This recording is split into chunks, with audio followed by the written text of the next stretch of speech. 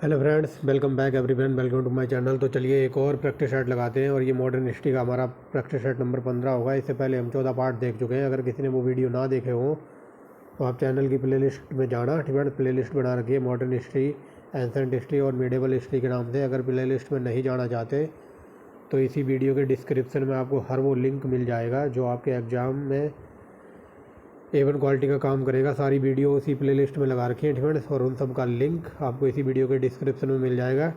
PET का paper हो चुका है।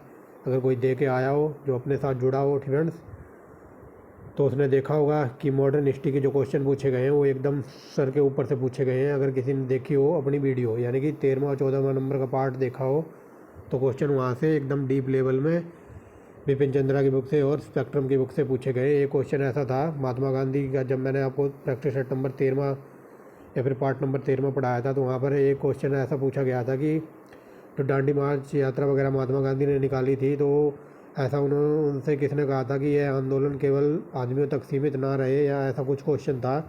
तो उसका आंसर हो जाएगा कमला कमला देवी चट्टोपाध्याय, ठीक है ना। तो ये क्वेश्चन मैंने आपको कराया हुआ है डिटेल में। हाल फिलहाल कहने की बात यह है कि जो प्रैक्टिस सेट नंबर 13वां और 14वां अगर किसी ने ध्यान से देखा हो ना, तो इन दो वीडियो से ही क्वेश्चन पूछे गए हैं ज़बरदस्त, ठीक है ना। एक क्वेश्चन ऐसा पूछा गया था 16 तारीख को सेकंड शिफ्ट में कि स्वतंत्र क्या वो 1942 का आंदोलन किस लिए चलाया गया। तो क्रिप्स मिशन के रिजेक्ट होने के बाद चलाया गया था 1942 का भारत छोड़ो आंदोलन, ठीक है ना। उसका आंसर ये हो जाएगा कि क्रिप्स मिशन को मतलब रिजेक्ट करने के बाद चलाया गया था। तो चलिए इस वीडियो की बात करते हैं। और इसमें लास्ट वीडियो पार्ट नंबर 14 में हमने देख लिया था, क्या कहते हैं, बेवल योजना वगैरह, ठीक है, यानी कि क्रिप्स योजना और संविधान सभा वगैरह देख लिया था। और इसमें हम देखेंगे माउंटबेटन योजना और भारत का विभाजन, ठीक है। तो let's back down our video. तो चलिए माउंटबेटन योजना, और ये वेरी वेरी मोस्ट इंपॉर्टेंट है। कई बार यहाँ से डायरेक्ट क्वेश्चन पूछा जाता है कि भारत और पाकिस्तान के विभाजन के लिए कौन सी योजना जिम्मेदार है, तो ये माउंटबेटन योजना का नाम याद रखेंगे।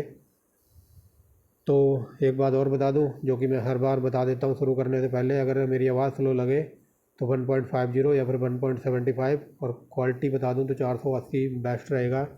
आपका डाटा भी सेव होगा। अगर आपके पास डाटा बहुत है तो 720 पिक्सल पे भी देख सकते हैं। A1 क्वालिटी की वीडियो दिखाई देगी, ठीक है ना। तो चलिए, जैसा कि मैं हर बार बताता हूँ, कथन कारण वाले क्वेश्चन यूपी पीसीएस के पालतू क्वेश्चन है, तो आप तैयारी पर लग जाइए। यूपी पीईटी का एग्ज़ाम हो चुका है। अगर कोई अब भी पीईटी के लिए दुख हो में डूबा हुआ है, अगर जिसका नहीं हो पाया है, जिसका ख़राब हो गया या किसी कारणवश वो पेपर ना दे पाया हो, तो रोने की ज़रूरत नहीं है, क्योंकि पीईटी आपको नौकरी नहीं दिलाएगा। पीईटी सिर्फ आपको एक टेस्ट में, यानी कि जो पेपर में बैठने के लिए आप कितने टैलेंटेड हैं, क्वालिफाई हैं, सिर्फ ये इंडिकेट करता है, ना कि आपको नौकरी पीईटी के बल पर ही मिलेगी, ठीक है। तो पीईटी का जिसका हो गया अच्छा, तो उसके लिए अच्छा है। अगर जिसका नहीं हुआ या किसी कारणवश रह गया है, तो ज़्यादा शौक मनाने की ज़रूरत नहीं है, क्योंकि पीईटी का एग्ज़ाम हो चुका है। रिजल्ट आएगा अगली साल, यानी कि 2023 में। और 2023 की जो सबसे पहली वैकेंसी आएगी वो होगी यूपी पीसीएस की, फ्रेंड्स, पीसीएस की वैकेंसी होगी वो। तो ज़्यादा गमों में डूबने की ज़रूरत नहीं है। जो डाटा चल रहा है आप बस उस पर फोकस कीजिए, क्योंकि इसका रिजल्ट वगैरह पीईटी का अगले साल आएगा। और अगले साल 2023 का सबसे पहले होगा क्या, पीसीएस एग्ज़ाम। तो अभी से ही जुट जाइए, ठीक है ना। बातें बहुत हो गई, अब चलते हैं। यहाँ पर बताना कथन कारण वाला, ठीक है ना। तो देखिए ऐसे क्वेश्चन पीसीएस के पालतू क्वेश्चन है यूपी पीसीएस के। तो चलिए देखते हैं कथन क्या कहता है। स्वतंत्र भारत में ब्रिटेन, ठीक है ना, स्वतंत्र भारत में ब्रिटेन की प्रभुसत्ता बनी रही, ठीक है। जब भारत आज़ाद हो गया तो उसकी बात हो रही है कि स्वतंत्र भारत में ब्रिटेन की प्रभुसत्ता बनी रही। तो पहला गलत है, प्रभुसत्ता नहीं बनी थी, क्योंकि हमने अपना संविधान वगैरह बनाया था, ठीक है ना, जो कि आज भी चल रहा है। तो ब्रिटिश प्रभुसत्ता आज़ादी मिलने के बाद ख़त्म कर दी गई थी, पहला गलत है। आगे देखिए दूसरा क्या कहता है, स्वतंत्र भारत के अंतिम गवर्नर जनरल की नियुक्ति ब्रिटेन के प्रभुसत्ता संपन्न शासक ने की थी। तो ए सही है, क्या कहते हैं, ए गलत है, आर सही है, ठीक है ना। तो आप यहाँ देख सकते हैं ऑप्शन नंबर डी, ए गलत है, आर आर सही है, ठीक है ना। और आप यहाँ भी देख सकते हैं। तो चलिए दूसरा देखिए, कथन कारण वाला ही है। कथन क्या कहता है, कांग्रेस कांग्रेस कार्यकारी समिति तथा AICC ने माउंटबेटन प्लान के विरोध पारित किया था। तो ये सही है। फ्रेंड्स, कहाँ थे हम, ब्रेक के बाद आपका स्वागत है। कोई आ गया था डोर पे, फ्रेंड्स। कोई दरवाजे पे खटखटा रहा था, पता नहीं किस लिए। तो चलिए कहाँ थे हम, पहला हो गया ना, दूसरे पे थे फ्रेंड्स। तो चलिए पहले दूसरा क्वेश्चन देखिए क्या कहता है। कांग्रेस कार्य कांग्रेस कार्य समिति तथा एसीसी ने माउंटबेटन प्लान के विरोध प्रस्ताव पारित किया था। दूसरा देखिए कारण क्या कहता है। माउंटबेटन प्लान के अनुसार डोमिनी स्टेट के आधार पर दोनों उत्तराधिकारी राज्यों भारत और पाकिस्तान को शीघ्र ही सत्ता हस्तांतरण होना था। तो बताइए इनमें से कौन सा सही है। तो दूसरा सही है इसमें भी फ्रेंड्स, पहला गलत है। तो कोई विरोध वगैरह पारित नहीं हुआ था। तो देखिए ए सही है, ए गलत है, आर सही है फ्रेंड्स। तो चलिए देखते हैं। ये देखिए ए गलत है, आर सही है यहाँ पर फ्रेंड्स, ऑप्शन नंबर डी। तीसरा क्वेश्चन देखिए क्या कहता है। अंग्रेजों ने भारत में सन 1947 ईस्वी में स्वतंत्रता प्रदान की थी। तो ये तो पढ़ के ही सही लग रहा है फ्रेंड्स कि अंग्रेजों से आज़ादी मिली थी 1947 में। तो ये तो सही लग रहा है पढ़ के ही। दूसरा देखिए,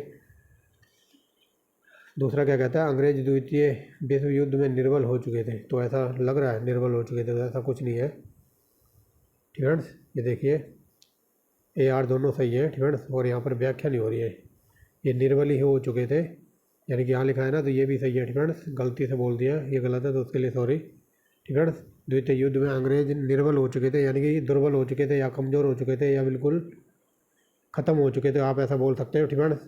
ये निर्बल हो चुके थे, इसीलिए इन्होंने बिना पूछे भारतीयों को द्वितीय युद्ध में भाग लेने के लिए इनवाइट किया था, जो कि भारतीय बिल्कुल नहीं चाहते थे फ्रेंड्स। तो यहाँ पर दोनों सही है, बट यहाँ पर व्याख्या नहीं हो रही, तो आंसर हो जाएगा अपना बी फ्रेंड्स।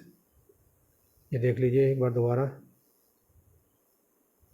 चौथा नंबर क्या कहता है फ्रेंड्स। वीडियो लंबी जरूर होगी, 160 प्लस क्वेश्चन है फ्रेंड्स, A1 क्वालिटी के हैं, आप हर बार की तरह लास्ट तक देख सकते हो फ्रेंड्स। अपने पास वो नहीं है आया राम गया राम वाला डाटा फ्रेंड्स, कि माउंटबेटन कब आया, ये किसने चलाया, ये सब क्वेश्चन अब पुराने ज़माने के हो गए हैं फ्रेंड्स। अपने पास A1 क्वालिटी का डीप में डाटा है, और डीप में समझना है तो आपको लंबी वीडियो देखने की आदत डालनी पड़ेगी। तो आपको लास्ट तक वीडियो देखनी है फ्रेंड्स, छोड़ के नहीं भागना है। आगे चलते हैं। चौथा देखिए क्या कहता है। ये भारतीय राष्ट्रीय कांग्रेस ने माउंटबेटन योजना को स्वीकार किया। कारण देखिए क्या कहता है।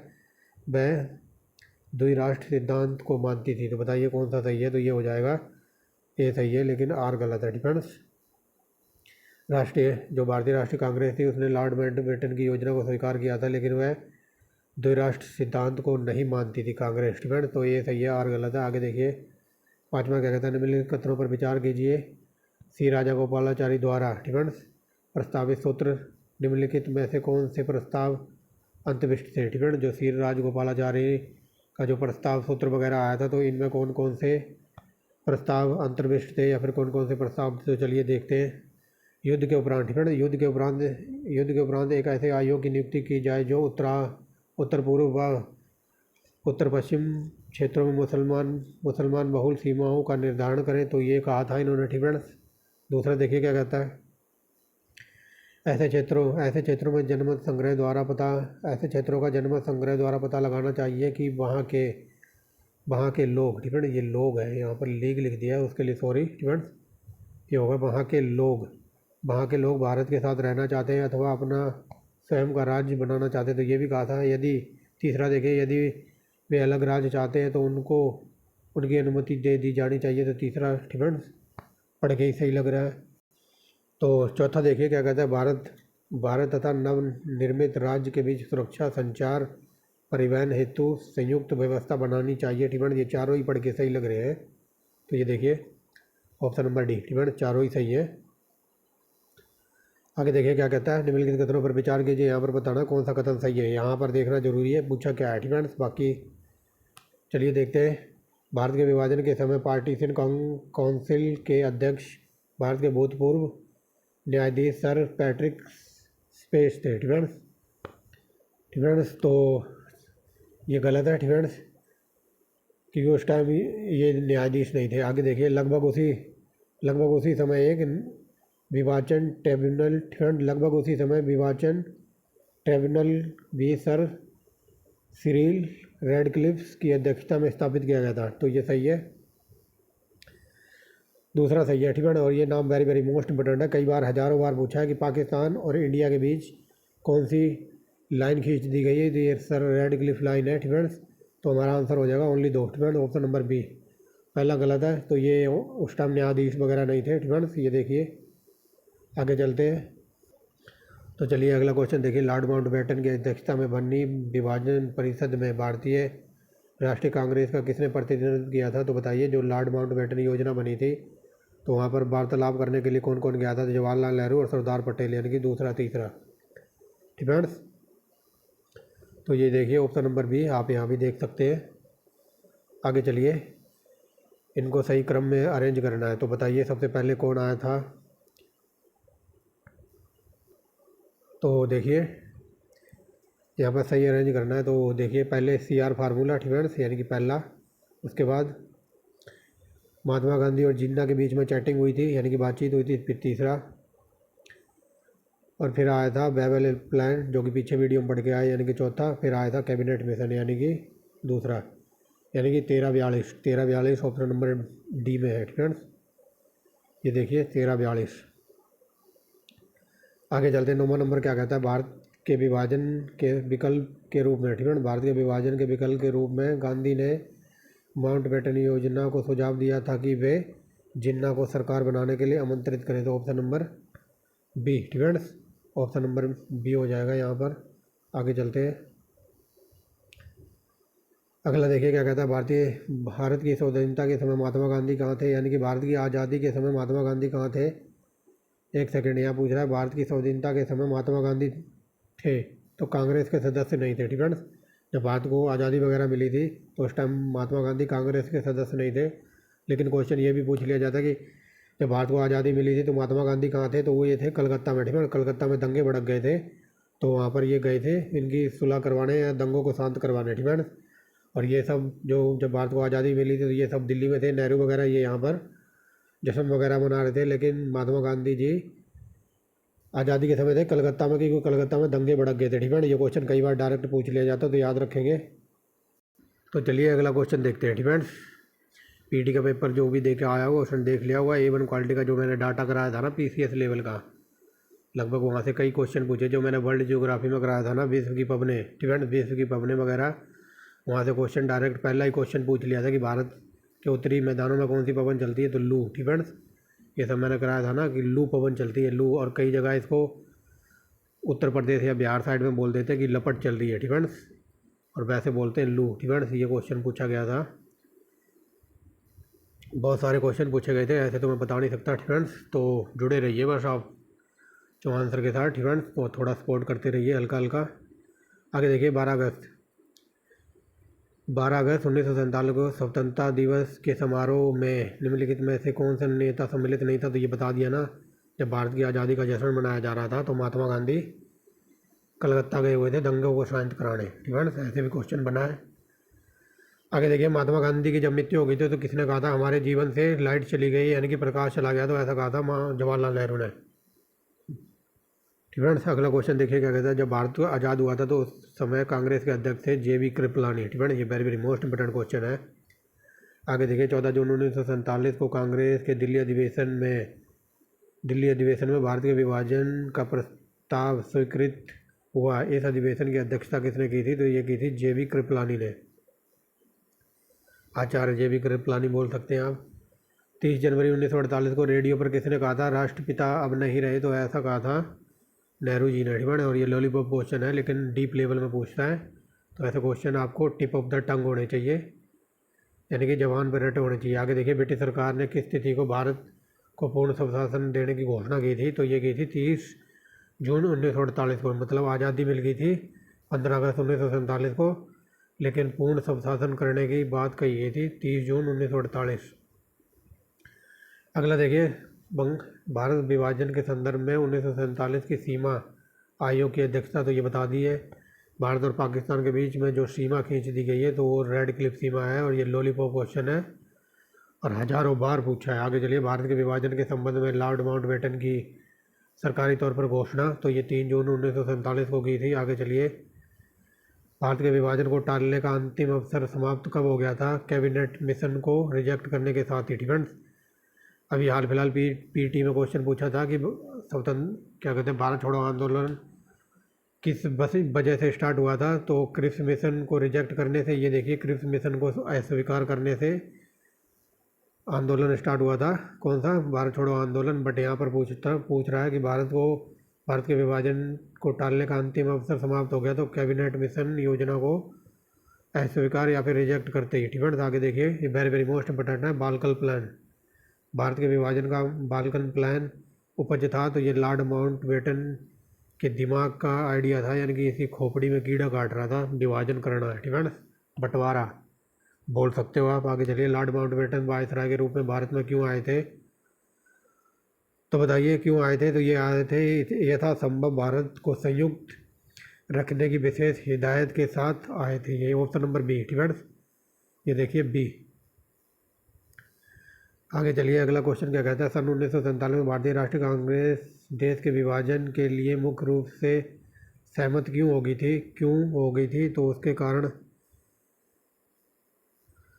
उसका कारण था ऑप्शन नंबर बी, वे बड़े पैमाने पर संभावित सांप्रदायिक दंगों को बचाना चाहते थे। ठीक है, मतलब ये इसलिए सहमत हो गए थे कांग्रेस वाले क्योंकि ये जो मुस्लिम लीग वगैरह थी, ये दंगे भड़का रहे थे उस टाइम। तो ये चाह रहे थे ज़्यादा दंगे ना हो, बाकी मामला यही शांत कर लो, रफा दफा कर लो। ठीक है, आगे चलिए, भारत और पाकिस्तान के बीच 1950 में नेहरू लियाकत समझौता किस मुद्दे के हल के लिए हस्तांतरित था? ठीक है, तो ये था अल्पसंख्यकों की सुरक्षा के लिए। लियाकत अली और नेहरू के बीच समझौता हुआ था 1950 में, इसे याद रखना। और ये अल्पसंख्यकों की सुरक्षा के लिए। ठीक है, ये तो लॉलीपॉप क्वेश्चन है। भारतीय स्वतंत्रता अधिनियम 1947 किस दिन पर पारित हुआ या प्रभावी हुआ? तो 15 अगस्त 1947। ठीक है, आगे देखिए, निम्नलिखित में से किसने 15 अगस्त 1947 के कांग्रेस कमेटी की बैठक द्वारा विभाजन प्रस्ताव को पारित होने पर राष्ट्रवाद का संप्रदाय के पक्ष में समर्पण किया था? तो ये थे डॉक्टर सैफुद्दीन किचलू। ठीक है, आगे चलिए, 27 नंबर देखिए क्या कहता है। नई दिल्ली 1947 में आयोजित अखिल भारतीय कांग्रेस समिति की बैठक में निम्नलिखित में से किसने विभाजन का समर्थन किया था? मतलब जो भारत विभाजन हो रहा था जिसको फुल सपोर्ट कर रहे थे, कौन? ये एपीजे अब्दुल कलाम। ठीक है, एक सेकंड, क्या बोल दिया मैंने? ये अब्दुल कलाम आज़ाद है। ठीक है, एपीजे अब्दुल कलाम के लिए सॉरी। ठीक है, हाँ, एक क्वेश्चन ये पूछा गया था पीटी में 16 तारीख को सेकंड शिफ्ट में कि विंग्स ऑफ फायर पुस्तक किसकी है? तो उसका ना आंसर हो जाएगा एपीजे अब्दुल कलाम की। ठीक है, जैसे जैसे मुझे याद आता जा रहा है मैं बताता जा रहा हूँ। लेकिन यहाँ क्वेश्चन ये है कि भारत का विभाजन हो रहा था, भारत और पाकिस्तान का, तो उसको समर्थन कौन कर रहा था? ये अब्दुल कलाम आज़ाद। ठीक है, ये देखिए किसने भारतीय विभाजन प्रस्ताव का समर्थन किया था? तो ये किया था अब्दुल कलाम आज़ाद ने। ठीक है, एपीजे अब्दुल कलाम के लिए सॉरी। ठीक है, wings of fire APJ Abdul Kalam की पुस्तक है जो कि पीईटी 16 तारीख को पूछी गई थी। आगे देखिए, भारतीय स्वतंत्रता विधेयक को राजकीय स्वीकृति प्राप्त हुई थी? तो ये 18 जुलाई 1947। आगे देखिए, ब्रिटिश सरकार ने जून 1948 तक भारत छोड़ने की घोषणा कब की थी? तो ये फरवरी 1947 में की थी। आगे देखिए, भारतीय स्वतंत्रता अधिनियम ब्रिटिश सरकार द्वारा कब पारित किया गया था? तो जुलाई 1947। डिफरेंस क्लियर कर लो। उन्होंने कहा था कि हम भारत को स्वतंत्रता अधिनियम पारित कब किया गया था? ये इंग्लैंड की सरकार में, इंग्लैंड की संसद में पारित हुआ था जुलाई 1947 में, और आज़ादी मिली थी 15 अगस्त 1947 को। ठीक है, तो आगे चलिए, ये लॉलीपॉप क्वेश्चन है। माउंटबेटन आधार योजना बनी। ठीक है, माउंटबेटन योजना आधार बनी थी तो भारत के विभाजन का, जो कि पहले शुरू में ही बता दिया था। ठीक है, आगे देखिए, अखिल भारतीय राष्ट्रीय कांग्रेस ने 14 जून 1947 को संपन्न हुई बैठक में भारत विभाजन के पक्ष में किसने मतदान किया था? तो ये खान अब्दुल खान गफ्फार खान ने मतदान किया था कि हाँ ठीक हो रहा है, मतदान करो। ठीक है, आगे चलिए, सबसे पहले अवसर पर भारत के प्रधानमंत्री की नियुक्ति किसने की थी? तो गवर्नर जनरल। ठीक है, यहाँ पूछा जा रहा है पहले अवसर पर भारत के प्रधानमंत्री की नियुक्ति किसने की थी? तो ये गवर्नर जनरल ने की थी। आगे देखिए, भारतीयों को वर्ष 1947 में सार्वभौम सत्ता सौंपने की योजना निम्न में से किस नाम से जानी जाती थी? तो ये थी माउंटबेटन योजना। ठीक है, तो गले के बुखार और फीवर है, क्या बोल रहा हूँ, कोल्ड एंड फीवर है, तो इसकी वजह से गला बिल्कुल जाम है, तो थोड़ी आवाज़ आपको अजीब तरीके की लग सकती है, यानी कि फटी फटी सी। बट क्या करें, बहुत दिन हो गए थे वीडियो नहीं बन रही थी, इसके ऊपर तो बनानी है फ्रेंड्स, क्योंकि सिलेबस कंप्लीट कराना है बहुत जल्दी, तो इसीलिए वीडियो बनानी पड़ रही है, क्योंकि 2-3 दिन हो गए थे वीडियो नहीं बना पा रहा था मैं। आगे चलिए। ब्रिटिश सरकार भारत के विभाजन के लिए उत्तरदायी नहीं है, ये ऐसा किसने कहा था? तो ऐसा कहा था लॉर्ड एटली को। ठीक है, लॉर्ड एटली ने कहा था कि अंग्रेज़ जो भारत और पाकिस्तान के बीच में बंटवारा हो रहा है, तो अंग्रेज़ उसके लिए जिम्मेदार नहीं है, तो ऐसा कहना था लॉर्ड एटली को, एटली का। ठीक है, कौन सी योजना भारत के स्वतंत्रता आधार बनी? तो लॉर्ड माउंटबेटन योजना। आगे देखिए, भारत में 15 अगस्त 1947 के बाद किस औपनिवेशिक शक्ति के विरुद्ध संविधानता जारी रही थी? तो ये झंडू बाम नहीं गए थे। ठीक है, भारत आज़ाद हो गया था 1947 में, लेकिन ये झंडू बाम पुर्तगाली ये गए थे कब? 1961 में, यानी कि इनके खिलाफ फिर भी संघर्ष जारी था। तो यही क्वेश्चन पूछा है कि आज़ादी मिलने के बाद औपनिवेशिक शक्ति के साथ संघर्ष हमारा किन के साथ जारी था? तो ये पुर्तगाली। फ्रेंड्स, कई बार ये क्वेश्चन पूछ लेता है कि ऐसी कौन सी यूरोपीय शक्ति थी जो सबसे पहले आए और लास्ट में गए? तो सबसे पहले आए थे पुर्तगाली 1498 में। ये बासकोडी गामा आया था 1498 में, और ये सबसे लास्ट में गए थे 1961 में, याद रखना। और अगर ये क्वेश्चन पूछ ले कि बासकोडी गामा पहली बार इंडिया में कब आया था, तो 1498 सबको पता है, लेकिन अगर ये पूछ ले दूसरी बार कब आया था, तो 1502। फ्रेंड्स, याद रखेंगे। और ये पुर्तगाली क्या क्या लेकर आए थे? तो ये हज़ारों बार क्वेश्चन बता रखा है। फ्रेंड्स, आगे चलिए। जब भारत को आज़ादी मिली तो इंग्लैंड का प्रधानमंत्री था एटली। ठीक है, क्लीमेंट एटली प्रधानमंत्री थे। आगे देखिए, जब भारत को स्वतंत्रता प्राप्त हुई तो यूके में लेबर पार्टी की सरकार थी। फ्रेंड्स, जब भारत को आज़ादी मिली तो यूके में लेबर पार्टी की सरकार थी। फ्रेंड्स, लेकिन इस पार्टी को याद रखना। कई बार ये पूछ लेता कि दादा भाई नौरोजी जो ब्रिटिश हाउस ऑफ कॉमन में चुने जाने वाले प्रथम व्यक्ति थे, उन्होंने कौन सी पार्टी से चुनाव लड़ा था? तो ये कंजर्वेटिव पार्टी, याद रखना, ये उनकी पार्टी का नाम था, जो कि हम पीछे डिटेल में देख चुके हैं। 40 नंबर देखिए क्या कहता है। 1946 में नौसेना विद्रोह किस पोस्ट से शुरू हुआ था? तो ये हुआ था INS तलवार से। ठीक है, जो नौसेना विद्रोह, ये इसकी डेट याद रखना, डेट के साथ पूछ लेता है कि नौसेना विद्रोह कब हुआ था। तो ये 1946 याद रखना, और किस पोत के साथ, यानी कि किस जहाज के साथ हुआ था? तो INS तलवार। ठीक है, ये देख लीजिए। आगे चलते हैं। 41 नंबर देखिए क्या कहता है। 3 जुलाई 1947 को भारत के विभाजन के विरुद्ध किस पार्टी ने काला दिवस मनाया था? तो ये हिंदू महासभा ने काला दिवस, यानी कि ब्लैक डे। आगे चलते हैं। सत्ता हस्तांतरण और भारतवर्ष का विभाजन दोनों कुल मिलाकर कितने दिनों में पूर्ण हुआ था? तो ये हुआ था 72 दिन का टाइम लगा था, यानी कि भारत के 2 टुकड़े करने में, और इनको इंडिया वालों को पूरी तरह से इनका शासन, यानी कि सत्ता इनके हाथ में देने में, तो लगभग 2 महीने का ज़्यादा टाइम लगा था, यानी कि 72 दिन। ठीक है, आगे देखिए। अगला क्या कहता है। भारत विभाजन के समय काउंसिल की अध्यक्षता तो ये लॉर्ड माउंटबेटन कर रहे थे उस टाइम। निम्नलिखित में से किसने भारतीय स्वाधीनता विधेयक को ब्रिटिश संसदीय बहस में एक बिना युद्ध के शांति समझौता कहा था? तो बताइए किसने कहा था भारतीय स्वाधीनता विधेयक को ब्रिटिश संसद में बिना संसदीय बहस में एक बिना युद्ध का शांति समझौता कहा था? तो ऐसा कहा था हर्बर्ट सैमुअल ने। आगे चलिए। किसने यह घोषणा की थी कि ब्रिटिश साम्राज्य के समापन की अध्यक्षता करने के लिए सम्राट प्रथम मंत्री नहीं रहे? तो ये कहा था चर्चिल ने। फ्रेंड्स, आगे चलिए। महात्मा गांधी उस समय कहाँ थे जब इटली ने हाउस ऑफ कॉमन्स में सत्ता हस्तांतरण की घोषणा की थी? तो वो नई दिल्ली में थे। आगे चलिए। भारतीय स्वतंत्रता के समय अंग्रेज महाराज कौन थे? तो ये जॉर्ज 6। फ्रेंड्स, अंग्रेजी महाराज थे उस समय जब भारत को आज़ादी मिली थी, तो ये 6 नंबर के थे, जॉर्ज 6। आगे चलिए। माउंटबेटन योजना निम्नलिखित में से किस या फिर किन प्रांतों या फिर प्रांत में लोक निर्णयार्थ सस्ती की थी? तो बताइए। ये सिंधु, बलूचिस्तान, उत्तर पश्चिमी प्रांत, ऑप्शन नंबर डी। फ्रेंड्स, इन सब की सस्ती की थी माउंटबेटन योजना ने। फ्रेंड्स, तो ऑप्शन नंबर डी हो जाएगा यहाँ पर। ये देखिए, रेडक्लिफ समिति किस लिए नियुक्त की गई थी? तो ये तो बताने की ज़रूरत नहीं है, भारत और पाकिस्तान की सीमा निर्धारण के लिए। फ्रेंड्स, आगे चलिए। 15 अगस्त 1947 के बाद भारत का कौन सा भाग पुर्तगाल के अधीन रहा? तो गोवा वाले बीच पर ये डटे रहे थे फ्रेंड्स। आगे चलिए, निम्नलिखित में से किसने भारत की स्वतंत्रता तथा विभाजन से संबंधित कौन सा कदम सही नहीं है फ्रेंड्स? तो बताइए, भारत की विभाजन और स्वतंत्रता के लिए कौन सा कदम सही नहीं है? तो चलिए देखते हैं कौन सा कदम सही नहीं है। तो पहला देखिए, फरवरी 1947 में ब्रिटिश प्रधानमंत्री एटली ने घोषणा की कि ब्रिटिश किसी भी परिस्थिति में भारत को सत्ता हस्तांतरित नहीं करेंगे। तो पहला ही गलत है फ्रेंड्स, और हमको गलत ढूंढना था। तो इन्होंने कहा था आज़ादी के बाद हम लगभग 1948 जुलाई 1948 तक पूरी तरह सत्ता तुम्हारे हाथों में सौंप देंगे। पहला ही गलत है फ्रेंड्स, बाकी सब सही है। तो ये देखिए, पहला सही है, गलत है फ्रेंड्स। लॉर्ड वेबल ने 31 मार्च 1948 को भारत से ब्रिटिश की पूर्व वापसी की वकालत की थी। तो ये की थी फ्रेंड्स, सही है।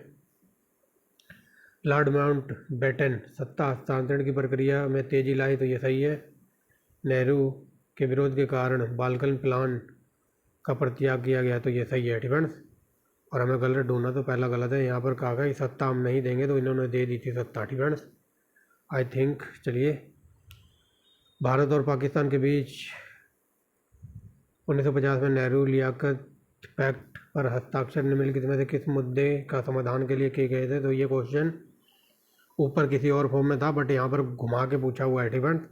जो नेहरू लियाकत अली जो समझौता वगैरह हुआ था, तो उसमें अल्पसंख्यकों के संरक्षण की बात की गई थी फ्रेंड्स। यहाँ थोड़ा घुमा के पूछा है, बट आंसर वही है फ्रेंड्स। तो यहाँ होती है हमारी माउंटबेटन योजना ख़त्म। अब चलते हैं आगे, और ऐसी एवन क्वालिटी की वीडियो देखने के लिए आप चैनल को सब्सक्राइब कर सकते हैं, वीडियो को लाइक कर सकते हैं, मज़ा आ रहा है तो फ्रेंड्स, और ज़्यादा ही मज़ा आ रहा हो तो शेयर भी कर सकते हैं। अब हम देखेंगे भारत का संवैधानिक विकास फ्रेंड्स। लगभग हमने मॉडर्न हिस्ट्री पूरी निपटा दी है, लेकिन हमने अभी तक कोई भी अधिनियम के ऊपर बात नहीं की, ना ही किसी राइटर के ऊपर बात की, ना ही किसी राइटर के बुक के ऊपर बात की फ्रेंड्स। आज़ादी वगैरह हमने को मिल चुकी है फ्रेंड्स, लेकिन अब हम चलेंगे जितने क्या थे, जितने अधिनियम वगैरह थे फ्रेंड्स। तो अब हम अधिनियम वगैरह को देखेंगे, उसके बाद देखेंगे भारत का जो भी सैद्धांतिक विकास वगैरह कैसे हुआ था, और फिर उसके बाद देखेंगे कौन कौन सी बुक किसने लिखी थी, कौन उनका राइटर था, और क्या कुछ लिखा था फ्रेंड्स। तो इन सब को मैंने लास्ट में संभाल के रखा था, अधिनियम वगैरह को। तो चलिए भारत का संवैधानिक विकास देखते हैं फ्रेंड्स। भारतीय इतिहास के संदर्भ में द्वैध शासन यानी कि डायरकी सिद्धांत किसे निर्दिष्ट करता है? तो बताइए द्वैध शासन कहाँ पर लगाया गया था? तो ये देखिए, ऑप्शन नंबर डी को देखिए, प्रांतों को प्रत्यायोजित विषयों में दो वर्गों में विभाजित करना इसी का कारण था। तो ये देखिए, प्रांतों को प्रत्यायोजित विषय का दो वर्गों में विभाजित करना यानी कि द्वैध शासन। अगर ये पूछ ले कब लगाया था, तो 1919, एक 19 ये और एक 19 ये, यानी कि 2 19, यानी कि द्वैध शासन। समझ गए होंगे, आगे चलते हैं फ्रेंड्स। देखिए 1919 वेरी वेरी मोस्ट इंपोर्टेंट लगाओ। कई बार ये पूछा है कि 1919 में कौन सा अधिनियम आया था? लॉर्ड माउंटबेटन अधिनियम के नाम से भी जाना जाता है फ्रेंड्स। तो चलिए देखिए, 1909 ठीक है, 1909 के अधिनियम के पारित होने से पूर्व मार्ले ने 2 भारतीयों को लंदन ईस्ट इंडिया काउंसिल में नियुक्त किया था। तो ये सही है, पढ़ के ही सही लग रहा है।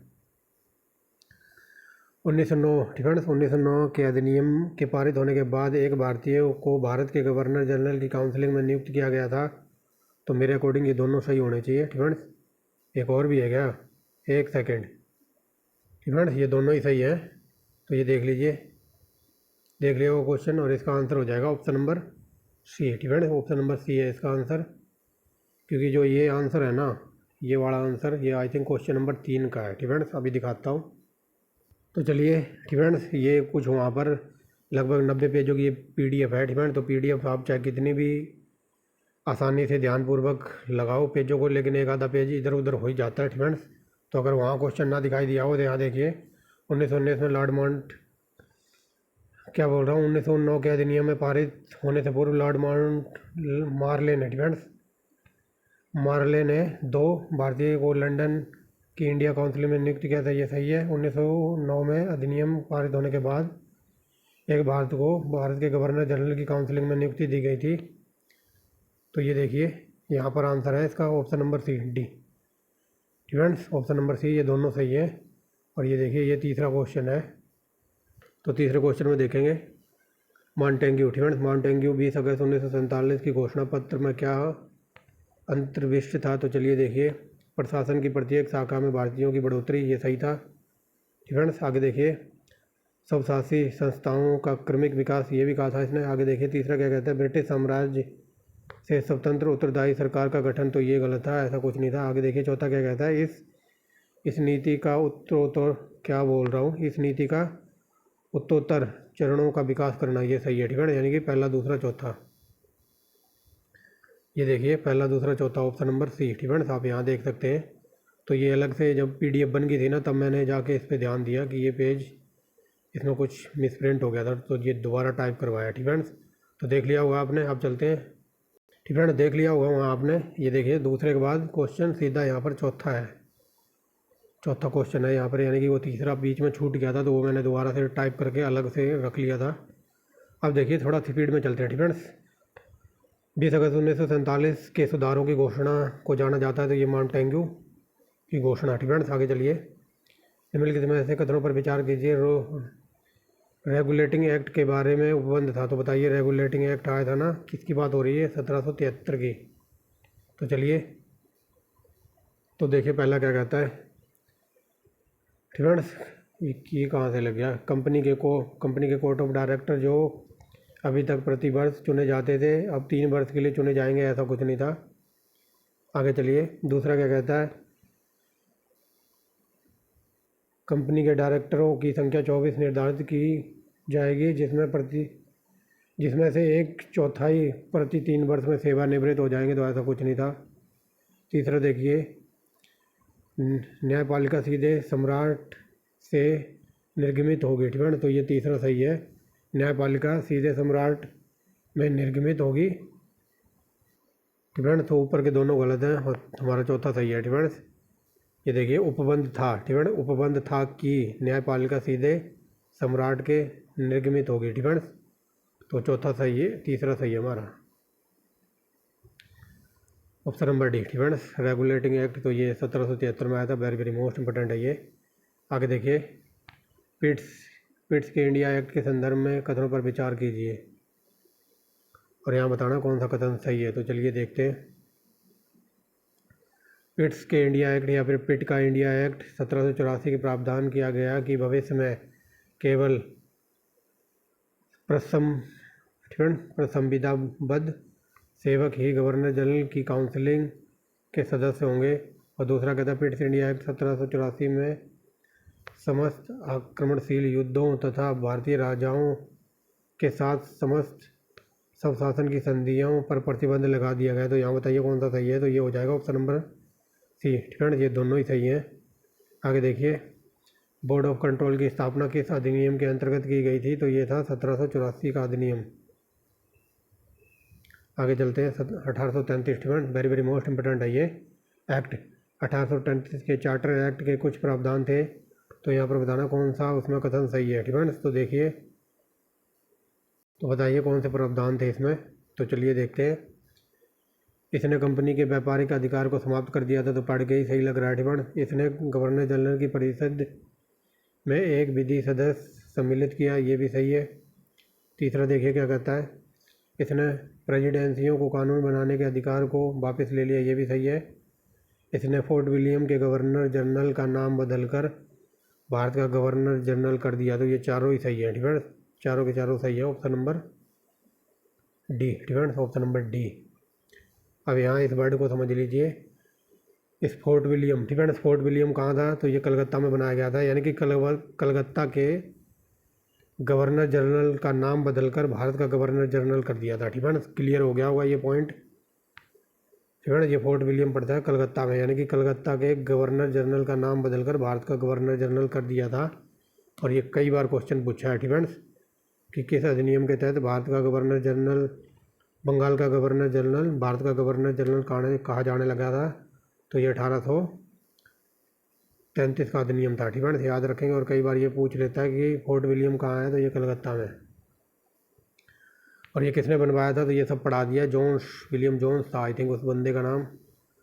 आगे चलिए, महारानी, ठीक है, महारानी विक्टोरिया की घोषणा का उद्देश्य क्या था? तो ये बताइए, भारतीय राज्यों को ब्रिटिश साम्राज्य में मिलाने के किसी भी विचार का परित्याग करना। आगे देखिए अगला क्या कहता है, भारतीय प्रशासन को ब्रिटिश क्राउन के अंतर्गत रखना। तो ये तो पढ़ के ही सही लग रहा है। तीसरा देखिए क्या कहता है, भारत के साथ ईस्ट इंडिया कंपनी के व्यापार का नियमन करना। तो बताइए यहाँ पर कौन सा कथन सही है। तो ये हो जाएगा ऑप्शन नंबर 1 और 2 सही है। ठीक है, ये गलत है। भारत के साथ ईस्ट इंडिया कंपनी के व्यापार का नियमन करना, तो ऐसा कुछ नहीं था। जो भारतीय प्रशासन था तो उसको ब्रिटिश ताज के अंतर्गत या फिर ब्रिटिश क्राउन के अंडर लाना था, और भारतीय राज्यों को ब्रिटिश साम्राज्य में मिलाने के किसी भी विचार का परित्याग करना। ठीक है, आगे चलिए। तो 1 2 सही है। ठीक है, आगे चलिए। निम्नलिखित में से किसने कहा था भारत के लिए सेक्रेटरी ऑफ स्टेट का पद बनाया जाए। तो ये ऐसा कहा था भारत सरकार अधिनियम 1958 में। ठीक है, यानी कि the government of India act 1958 में ऐसा कहा गया था कि भारत के लिए सेक्रेटरी का पद बनाया जाए या फिर सृजित किया जाए। आगे चलिए। 1919 के भारत शासन अधिनियम की निम्नलिखित में से कौन सी विशेषता है या फिर विशेषताएं हैं। तो बताइए। प्रांतों, ठीक है, प्रांतों की कार्यकारिणी सरकार में द्वैध शासन की व्यवस्था, मुसलमानों के लिए पृथक संप्रदाय निर्वाचन मंडल की व्यवस्था, केंद्र द्वारा प्रांतों को विधायिनी शक्ति का हस्तांतरण। तो बताइए कौन सा कथन सही है। तो यहाँ पर हो जाएगा ये मुसलमानों के लिए प्रत्यक्ष निर्वाचन मंडल का मामला यहाँ नहीं था, यानी कि पहला तीसरा सही है। ठीक है, निर्वाचन मंडल की बात हुई थी 1919 यानी कि पार्लियामेंटो एक्ट में। ठीक है, तो पहला तीसरा सही है, ये देख लीजिए। आगे चलते हैं। निम्न में से, ठीक है, निम्न में से भारत सरकार अधिनियम 1919 के बारे में कथन, ठीक है, यानी कि गलत बताना है, असत्य कथन को चिन्हित कीजिए। तो चलिए। भारत सरकार अधिनियम 1919-21 में लागू हुआ। ठीक है, ये अधिनियम आया था 1919 में, लेकिन लागू हुआ 1919 में। दूसरा देखिए क्या कहता है, यह अधिनियम पार्लियामेंटो के नाम से जाना जाता। तो ये तो सरासर नॉनसेंस स्टेटमेंट है ना। जो 1919 का स्टेटमेंट था तो इसको कहते थे चैम्सफोर्ड, ठीक है, लॉर्ड चैम्सफोर्ड वगैरह था। तो 1919 का, ठीक है, लेकिन यहाँ पार्लियामेंटो का है तो ये गलत है। तो यही गलत है हमारा। ठीक है, और गलत ही ढूंढना है। मॉन्टेग्यू भारत के सचिव थे और लॉर्ड चैम्सफोर्ड ये वायसराय थे। ठीक है, जो 1919 का अधिनियम है तो उसको मॉन्टेग्यू चैम्सफोर्ड के नाम से जाना जाता है, और ये मॉन्टेग्यू थे उस टाइम सचिव, और ये चैम्सफोर्ड था भारत का वायसराय। इस अधिनियम में केंद्रीय एवं प्रांतीय विषयों को अलग कर दिया। तो ये सही है। ठीक है, और गलत ढूंढना था तो बी नंबर गलत है हमारा। आगे देखिए। 1919 के भारत सरकार अधिनियम के द्वारा सांप्रदायिक निर्वाचन मंडल का विस्तार किया गया। ठीक है, आगे देखिए। निम्नलिखित में से किस दल ने 1919 के अधिनियम की उपयोगिता का संदेह व्यक्त किया। तो ये था स्वराज पार्टी ने। नेक्स्ट देखिए क्या कहता है, द्विशासन का अर्थ प्रशासन, द्विशासन का अर्थ प्रशासन के विषयों को 2 वर्गों में विभाजित करना। आगे देखिए कारण क्या कहता है, प्रांतों के उत्तरदायी शासन के बोध प्रवर्तन कराने का प्रयत्न किया गया। तो बताइए यहाँ पर कौन सा सही है। तो ये हो जाएगा ऑप्शन नंबर 8। ठीक है, दोनों सही है, और यहाँ स्पष्टीकरण भी हो रहा है। जो द्विशासन का अर्थ प्रशासन के विषयों को 2 वर्गों में बांटना था या फिर विभाजन करना था। प्रांतों में उत्तरदायी शासन के बोध का प्रवर्तन कराने का प्रयत्न किया गया। तो ये दोनों सही हैं और स्पष्टीकरण। और ठीक है, ये देखिए आगे देखिए। ठीक है, निम्न कथनों पर विचार कीजिए। ठीक है, कथन कारण वाले बहुत क्वेश्चन लिए, और जो यूपीपीसीएस के मिलान करने वाले हैं ना, ऐसे ऐसे ऐसे ऐसे आगे सब कुछ आपको देखने को मिलेगा। तो भागना नहीं है। ठीक है, जुड़े रहना लास्ट तक। मेरे देख लो फीवर और कोल्ड है, लेकिन मैं फिर भी आप लोगों के लिए आज खड़ा हुआ हूँ उठ के। ठीक है, अगर 5-7 दिन से वीडियो नहीं बन रही है, लेकिन आज नमक के गरारे वगैरह करें तब जाके थोड़ी गले को चैन मिली है। ठीक है, आगे चलिए। निम्न कथनों पर विचार कीजिए और कौन सा कथन सही है यहाँ पर ये बताना है। तो चलिए देखिए। भारत सरकार अधिनियम 1919 के प्रवर्तन के साथ शासन का ढांचा और उसकी विशेषताएं एकात्मक और केंद्रीकृत रहीं। ठीक है, आगे देखिए। सत्ता का एक बड़ा भाग प्रांतों को प्रत्योजित किया गया। तो बताइए कौन सा कथन सही है। तो यहाँ पर हो जाएगा ए आर दोनों सही है, पर यहाँ पर सही स्पष्टीकरण नहीं है। ठीक है, दोबारा देख लीजिए। ठीक है, देख लिया होगा। आगे चलते हैं। 18वां नंबर देखिए, निम्नलिखित कथनों पर विचार कीजिए और यहाँ बताना कौन सा कथन सही है। तो देखिए, तृतीय गोलमेज सम्मेलन का विचार की परिणति भारत सरकार अधिनियम 1935 में पारित होने के पूर्व हुई। टिफेंस अगला देखिए, टिफेंस भारत सरकार अधिनियम 1935 भारत सरकार अधिनियम 1935 ने ब्रिटिश भारत के सूबों और भारतीय रियासतों के एक संघ पर आधारित ऑल इंडिया फेडरेशन का उपबंध किया गया। तो ये दूसरा सही है। ठीक है, पहला गलत है, क्योंकि यह तृतीय गोलमेज सम्मेलन आई थिंक 1931-32 में हुआ था। डिफेंस और बात यहाँ हो रही है भारत सरकार अधिनियम 1935 की, तो ये गलत है। डिफेंस ये 4-5 साल बाद आया था। ये देख लीजिए हमारा आंसर। आगे चलते हैं। डिफेंस यहाँ पर निम्न कथनों पर विचार कीजिए, बताना कौन सा कथन सही है। तो चलिए देखिए, अब दिखाई दे रहा होगा। चार्टर एक्ट 1853 द्वारा ईस्ट इंडिया कंपनी के भारतीय व्यापारियों के एकाधिकार को उत्साहित कर दिया। दूसरा, गवर्नमेंट ऑफ इंडिया एक्ट 1858 के अंतर्गत ब्रिटिश संसद ने नई ईस्ट इंडिया कंपनी को पूर्णतः समाप्त कर भारत में सीधा शासन करने का उत्तरदायित्व ग्रहण किया। तो ये दूसरा तो पढ़ के ही सही लग रहा है। डिफेंस तो ये बताइए, ये दूसरा ही सही है। डिफेंस ये दूसरा सही है, मतलब जो यहाँ पर ईस्ट इंडिया कंपनी थी तो उसको पूर्णतः समाप्त कर दिया और भारत का शासन अब उनके क्राउन के अंतर्गत लाया गया। तो पहला गलत है। डिफेंस यहाँ पर ये लिखा है, चार्टर एक्ट 1853 द्वारा ईस्ट इंडिया कंपनी के भारतीय व्यापार के एकाधिकार को उत्साहित कर दिया गया। तो ये गलत है। डिफेंस दूसरा सही है ओनली। आगे देखिए, निम्नलिखित कथनों पर विचार कीजिए। डिफेंस विचार कीजिए। 1935 डिफेंस निम्न कथनों पर विचार कीजिए। ये थोड़ा अलग अलग होना चाहिए था यहाँ। डिफेंस ये एक साथ ही ऐड हो गया है। निम्न कथनों पर विचार कीजिए। गवर्नमेंट, डिफेंस ये गवर्नमेंट इधर से होना चाहिए था। गवर्नमेंट ऑफ इंडिया एक्ट 1935 के बारे में बताना कौन सा कथन सही है। डिफेंस तो 1935 का जो एक्ट आया था उसके बारे में बताना। तो चलिए, प्रांतीय सब शासन का उपबंध था, तो ये सही है। एक संघीय न्यायालय का उपबंध था इसमें। डिफेंस तो ये भी सही है। तीसरा देखिए, केंद्र में अखिल भारत संघ का उपबंध था, तो ये भी सही है। तीनों सही है। डिफेंस ये देखिए तीनों सही है। 21 नंबर देखिए क्या कहता है। निम्नलिखित कथनों पर विचार कीजिए। 1935 ईस्वी के भारत सरकार अधिनियम की कुछ विशेषताएं। तो बताइए क्या क्या विशेषताएं थी। तो देखिए, गवर्नरी प्रांतों में द्वैध शासन की समाप्ति। सेकंड क्या कहता है, गवर्नरों को विधायी प्रक्रिया में निषेधाधिकार यानी कि वीटो शक्ति की बात हो रही है। डिफेंस निषेधाधिकार की शक्ति तथा स्वयं द्वारा विधि बनाना। और तीसरा देखिए क्या कहता है, सांप्रदायिक प्रतिनिधित्व के नियम की समाप्ति। तो बताइए यहाँ पर कौन सा सही है। डिफेंस तो ये हो जाएगा 1-2 सही है। डिफेंस द्वैध शासन लगाया गया था, ये सही है। 1935 की विशेषताएं बतानी। तो द्वैध शासन था उस टाइम। गवर्नर की विधायी क्रियाओं में निषेधाधिकार शक्ति तथा स्वयं द्वारा विधि बनाना। तो ये भी सही है, लेकिन सांप्रदायिक प्रतिनिधित्व की बात यहाँ पर नहीं हुई थी। डिफेंस तो इसलिए तीसरा गलत है। डिफेंस तीसरा गलत है, पहला दूसरा सही है। डिफेंस आगे चलते हैं।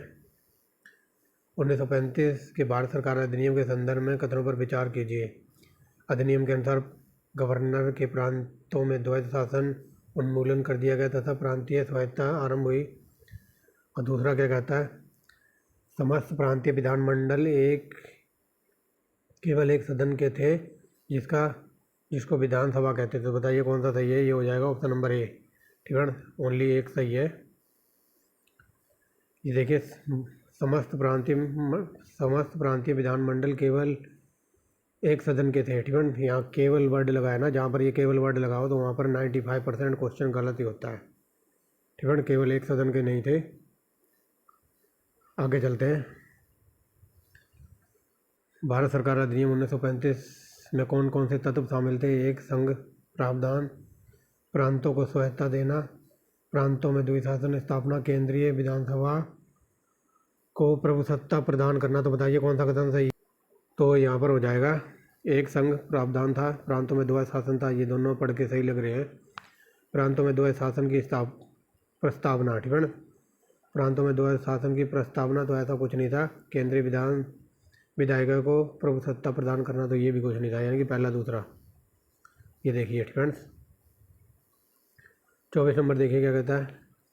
1935 के भारत सरकार अधिनियम के संदर्भ में निम्न कथनों पर विचार कीजिए। फ्रेंड्स 35वां अधिनियम बहुत लंबा है। चलिए, इसके उद्देश्य वास्तव में भारतीय राज्य व्यवस्था की एकीकृत संरचना प्रदान करना था। दूसरा देखिए क्या कहता है।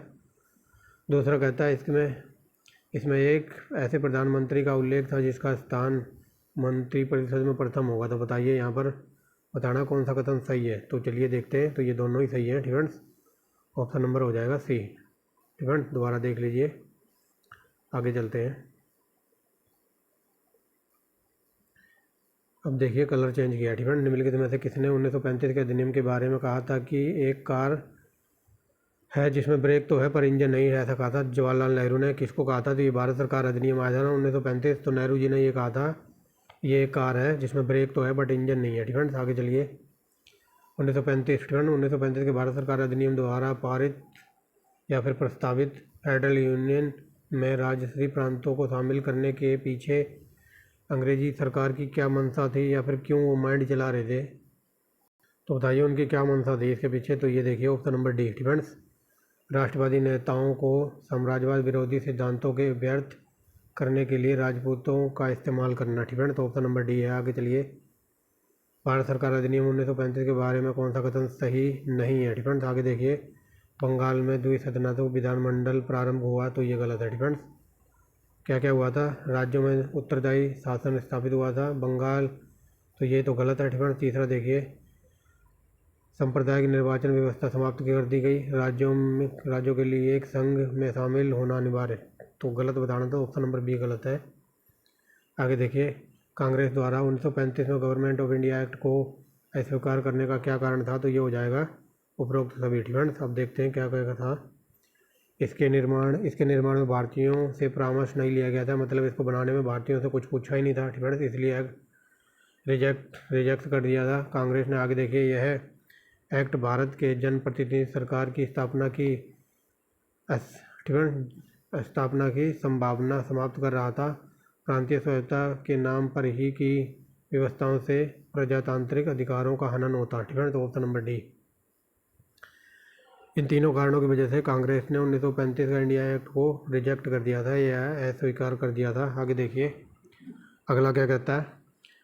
सन 1935 के विधेयक के तहत फ्रेंड्स गठित संयुक्त संसदीय समिति के अध्यक्ष जिसने परिणाम स्वरूप भारत सरकार अधिनियम 1935 को निर्मित किया, तो ये थे लॉर्ड लिनलिथगो। आगे चलते हैं। 1935 के भारत सरकार अधिनियम ने एक संघीय न्यायालय की रचना की। 31 नंबर देखिए। निम्नलिखित में से किसने द्वैध शासन का अंत किया? तो ये गवर्नमेंट ऑफ इंडिया एक्ट 1935। आगे देखिए। भारत सरकार अधिनियम 1935 ने समाप्त किया, तो प्रांतियों में द्वैध शासन समाप्त कर दिया था। अब चलते हैं A1 क्वालिटी के क्वेश्चनों पर। फ्रेंड्स ये आपको शायद दिखाई ना दे पूरे, बट दिखाई देंगे। फ्रेंड्स अभी रुको। फ्रेंड्स तो अब दिखाई दे रहा होगा सही से, स्क्रीन छोटी कर दी है। फ्रेंड्स तो यहाँ पर मिलान करना है। तो चलिए देखिए। रेगुलेटिंग एक्ट 1973, ये क्या बोल रहा हूँ, रेगुलेटिंग एक्ट 1773। तो इसमें क्या हुआ था? सुप्रीम कोर्ट की स्थापना हुई थी, यानी कि पहले का चौथा। दूसरा देखिए। भारत परिषद अधिनियम 1909। फ्रेंड्स तो 1909 क्या कर रहा था? तो ये हो जाएगा सांप्रदायिक निर्वाचन मंडल प्रारंभ हुआ था, यानी कि तीसरा। और देखिए तीसरा क्या कहता है। भारत सरकार अधिनियम 1919। फ्रेंड्स तो 1919 क्या कहता है? द्वैध शासन। फ्रेंड्स 1919 में द्वैध शासन लगाया था ना, तो ये हो जाएगा दूसरा। भारत सरकार अधिनियम 1935 तो प्रादेशिक स्वायत्तताओं के लिए प्रावधान, यानी कि पहला। तो यानी कि 4 3 2 1। फ्रेंड्स दिखाई दे रहा होगा, समझ गए होंगे। दोबारा मिलवा देता हूँ। फ्रेंड्स अब देखिए 1973 में एक कोर्ट बनाया गया था, यानी कि 4। 1909 का पार्लियामेंटो, यानी कि इसमें सांप्रदायिक निर्वाचन मंडल की बात की गई थी, यानी कि 3। भारत सरकार अधिनियम जो 1919 आया था, तो इसमें द्वैध शासन की बात की थी। और जो 1935 का अधिनियम था, तो प्रदेशों में स्वायत्तता के लिए प्रावधान, यानी कि 2 और 1, यानी कि 43 21। फ्रेंड्स तो ये देख लीजिए आप, सीधा यहाँ देखिए। फ्रेंड्स अगला देखिए। फ्रेंड्स अगला बहुत लंबा ही है, बट आप देख लीजिए। फ्रेंड्स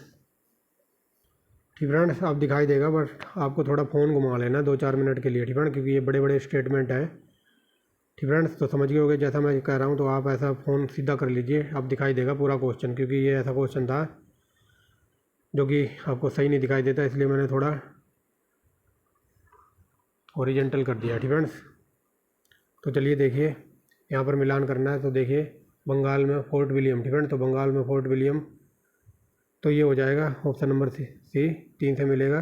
बंगाल में फोर्ट विलियम, चार्ल्स कॉर्नवालिस और चार्ल्स के, ठीक है, चार्ल्स कॉर्नवालिस और कॉर्नवालिस वायसराय का दूसरा अर्ल और पहला इंडियन काउंसिलिंग एक्ट, फ्रेंड्स, 1858 के अधीन था। फ्रेंड्स, तो यानी कि पहले का तीसरा हो जाएगा। दूसरा देखिए क्या कहता है, भारत का गवर्नर जनरल, तो ये हो जाएगा भारत का governor general James Andrew Ramsay, ठीक है, James Andrew brown Ramsay, charter act 1833 के डलहौजी का अर्ल ऑफ अधीन मानवी, ठीक है। ये बिल्कुल डीप लेवल का क्वेश्चन है, किसका, स्पेक्ट्रम की बुक से लिया है। ठीक है, तो ये हो जाएगा दूसरा, यानी कि 3 फिर 2। आगे देखिए तीसरा क्या कहता है, भारत का गवर्नर जनरल, ठीक है, भारत का गवर्नर जनरल, तो ये हो जाएगा गिलबर्ट जॉन सम्राट का प्रतिनिधित्व, एलियट मरे, निकीमॉन्ड मिंटो गवर्नर ऑफ इंडिया के अर्ल एक्ट 1935 के अधीन। ठीक है, और चौथा देखिए क्या कहता है, गवर्नर जनरल और, ठीक है, तो ये हो जाएगा ऑप्शन नंबर 1, यानी कि ऑर्किबाल्ड प्रीबल्स पावेल, प्रेसिडेंसी का गवर्नर बाईकाउंट और earl bowel, journal regulating act 1773 के अधीन था। ठीक है, तो ये देख लीजिए, इसका आंसर हो जाएगा 3 2 4 1। ठीक है, 3 2 4 1, ये देखिए ऑप्शन नंबर 1। ठीक है, 3 2 4 1, ये अजीब ही क्वेश्चन था, एकदम डीप लेवल का, और आई थिंक ये यूपीएससी का पूछा हुआ क्वेश्चन है। ठीक है, आगे देखते हैं। ठीक फ्रेंड्स, देख लिया होगा आपने, अब आप अपना फ़ोन घुमा लीजिए पहले की तरह। ठीक फ्रेंड्स, तो ये देख लीजिए, बहुत लंबा ही क्वेश्चन था, इसलिए मैंने आपको सीधा स्क्रीन करके दिखा दिया है। ठीक फ्रेंड्स, और एकदम डीप लेवल का था, और यहाँ भी मिलान करना है, तो इनको तो हम मिलान कर ही सकते हैं। ठीक फ्रेंड्स, तो चलिए देखिए 1919, ठीक फ्रेंड्स, तो ये 1919 में किससे बिलोंग करता था, ये 1919 का बिलोंग करता था मार्ले मिंटो, ठीक फ्रेंड्स, यानी कि मिंटो से, यानी कि पहले का तीसरा। भारत शासन अधिनियम 1935 में क्या हुआ था, तो प्रांतीय स्वायत्ता, यानी कि 4। लखनऊ समझौता 1916 में हुआ था, वेरी वेरी मोस्ट इम्पोर्टेंट। और 1919 में द्विशासन पद्धति का आरंभ, यानी कि 1916 का समझौता 2 1, यानी कि 34-21, डिफेंस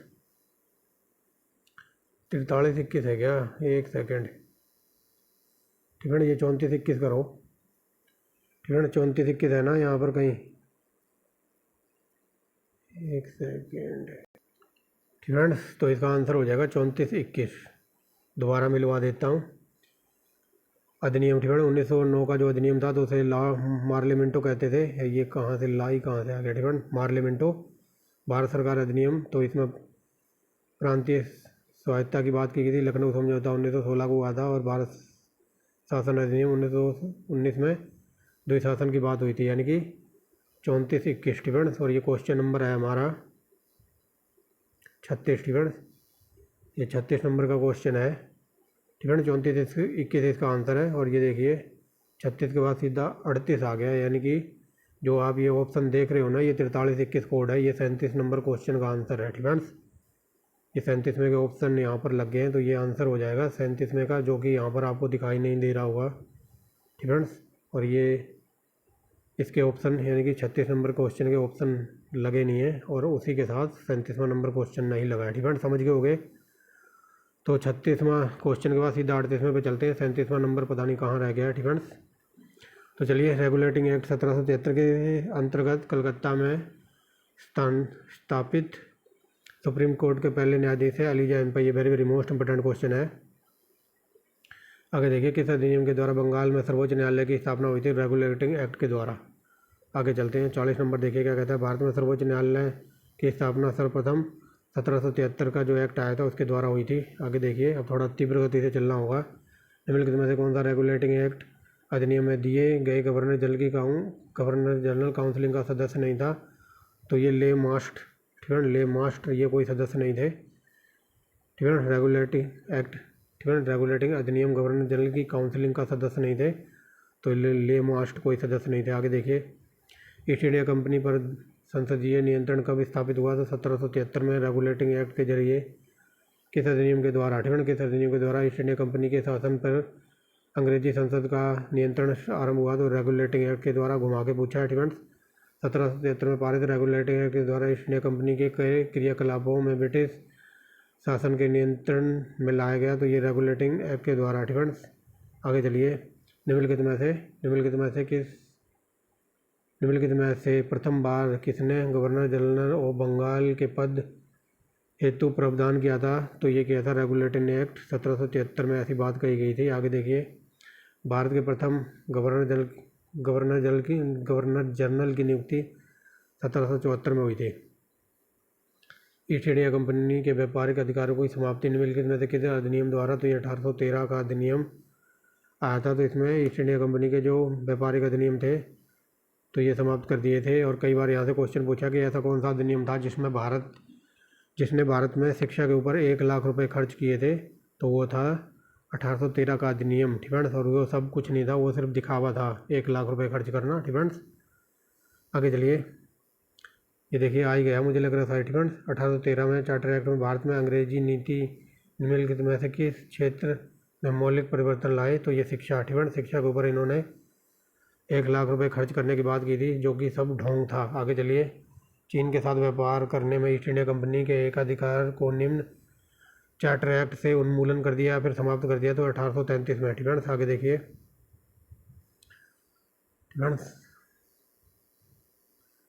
इसका 1833 ही है। आगे देखिए, 50वां नंबर क्या कहता है? ब्रिटिश ईस्ट इंडिया कंपनी ने चाय के व्यापारिक एकाधिकार को खो दिया था, तो 1833 में एक्ट के द्वारा। आगे देखिए, किस अधिनियम के द्वारा ब्रिटिश सरकार ने ईस्ट इंडिया कंपनी का चाय और चीन के साथ व्यापार समाप्त कर दिया? तो 1833। कई बार क्वेश्चन ये पूछा है।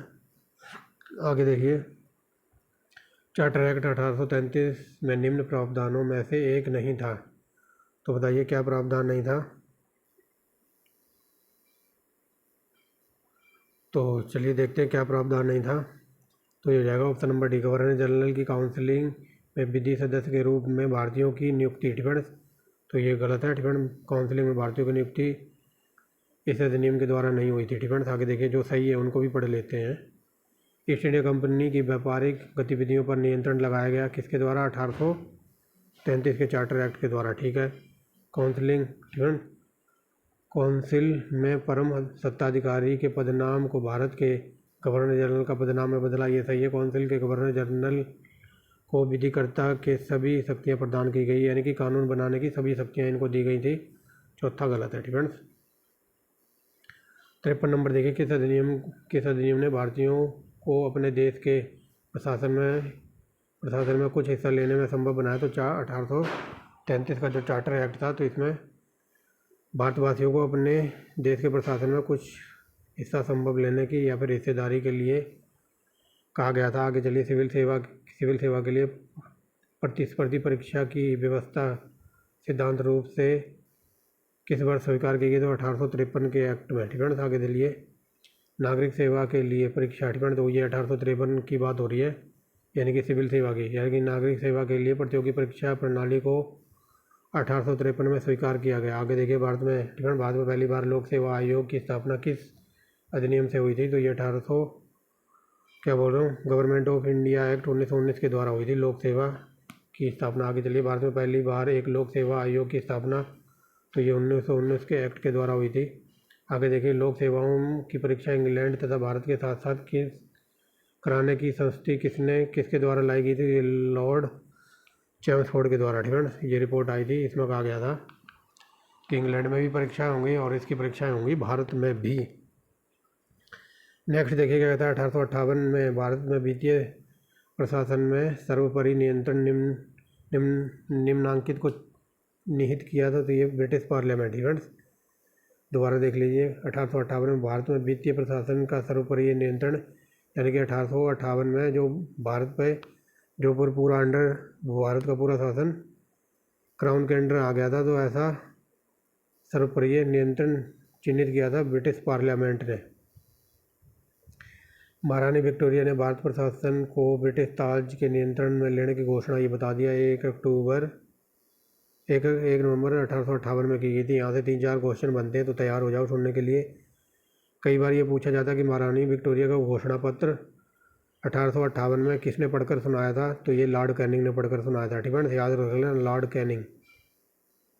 फ्रेंड्स, और कई बार ये पूछ लेता कहाँ पढ़कर सुनाया था, तो फिर हो जाएगा इलाहाबाद या फिर आज का प्रयागराज। और कई बार ये पूछ लेता है कि 1858 में लॉर्ड कैनिंग ने इलाहाबाद में किसका घोषणा पत्र पढ़ के सुनाया था, तो महारानी विक्टोरिया का। ठीक है, ऐसे 3-4 बार क्वेश्चन बना है। आगे चलिए, किस अधिनियम ने ईस्ट इंडिया कंपनी की कबर पर मृत्यु लेख लिखा था, तो ये 1858 का अधिनियम। आगे देखिए, निम्नलिखित में से किस कानून ने भारत सरकार को ईस्ट इंडिया कंपनी से ब्रिटिश ताज के प्रति हस्तांतरित कर दिया, तो ये गवर्नमेंट एक्ट आया था 1858 का। महारानी विक्टोरिया। ठीक है, महारानी विक्टोरिया को भारत की सम्राज्ञी नियुक्ति किया गया 1858 की घोषणा पत्र के जरिए। आगे देखिए, 1 नवंबर 1858 को विक्टोरिया का घोषणा पत्र पढ़कर सुनाया था, तो ये बता दिया लॉर्ड कैनिंग ने। ठीक है, यही क्वेश्चन मैं बता रहा था, ये कई बार पूछ लेता है। लॉर्ड कैनिंग ने पढ़कर सुनाया था इलाहाबाद में। ठीक है, आगे देखिए, 1 सेकंड थोड़ा पानी पी लूँ। तो चलिए, ब्रेक के बाद स्वागत है। ठीक है, आप लोगों ने भी पी लिया होगा पानी, क्योंकि जब मेरी वीडियो आती है ना, तो आप पानी आनी रख के बैठा करिए काफ़ी।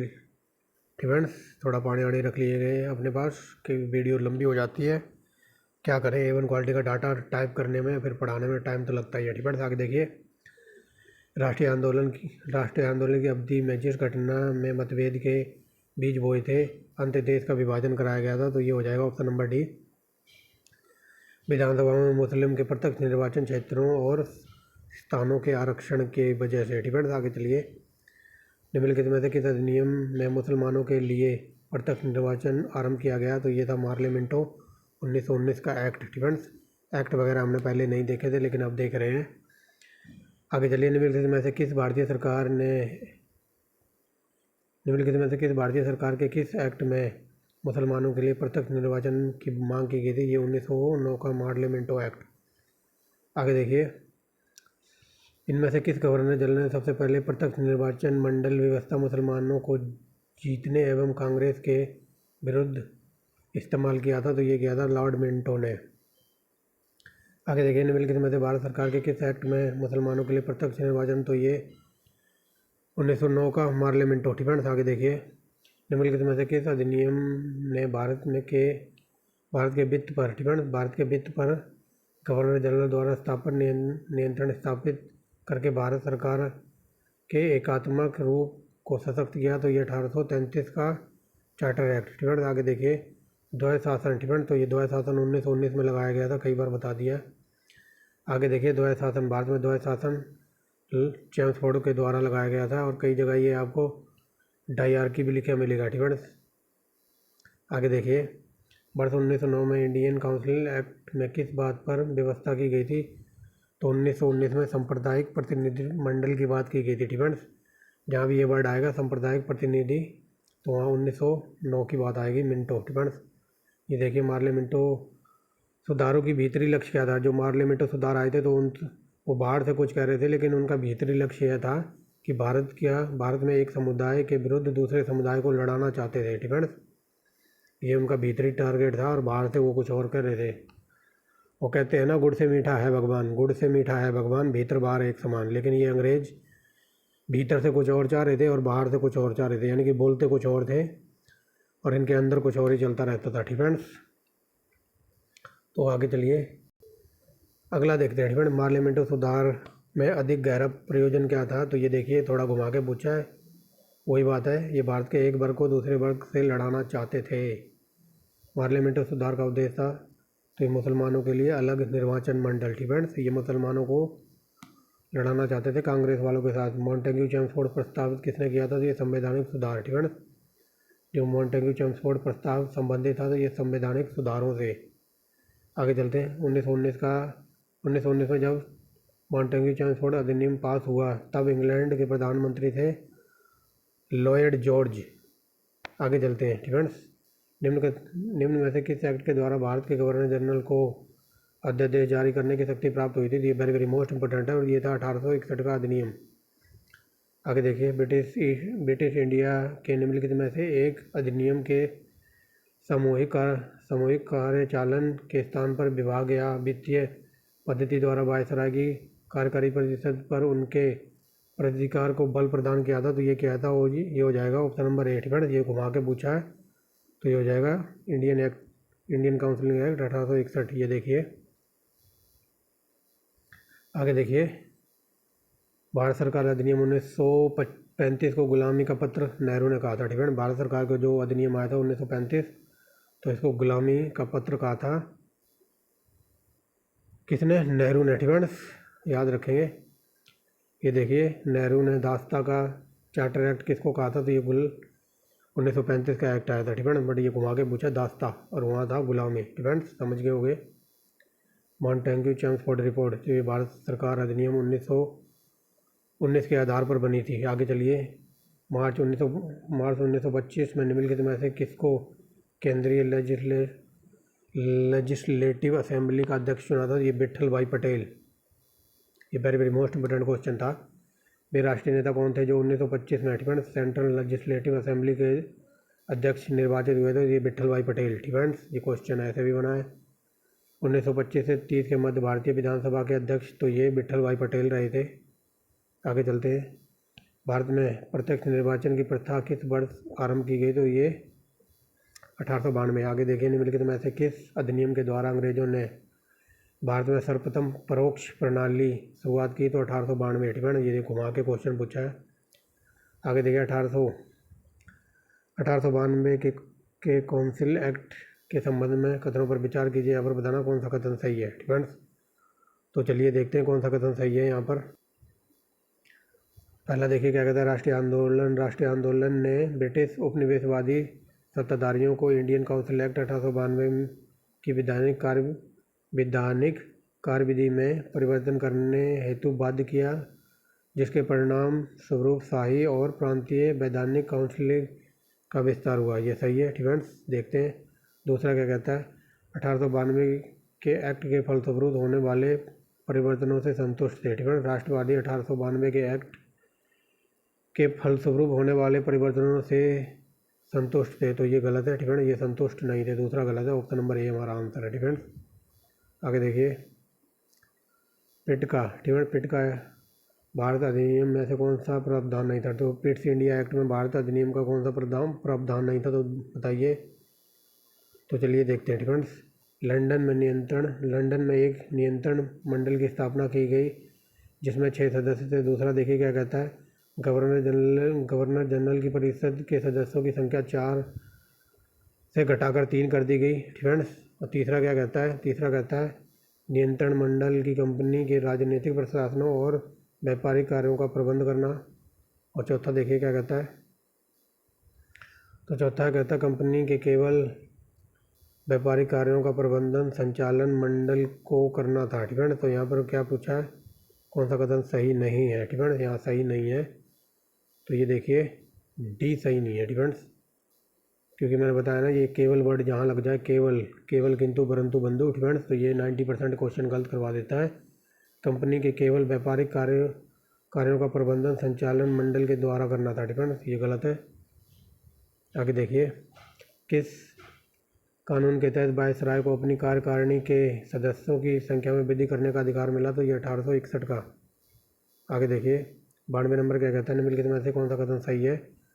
तो रेगुलेटिंग एक्ट ने गवर्नर जनरल के अधिकारों को नियंत्रण किया। ये सही है। पिट्स इंडिया एक्ट ने क्षेत्रों के अधिकार पर निषेध लगा दिया। ठीक है, ये सही है।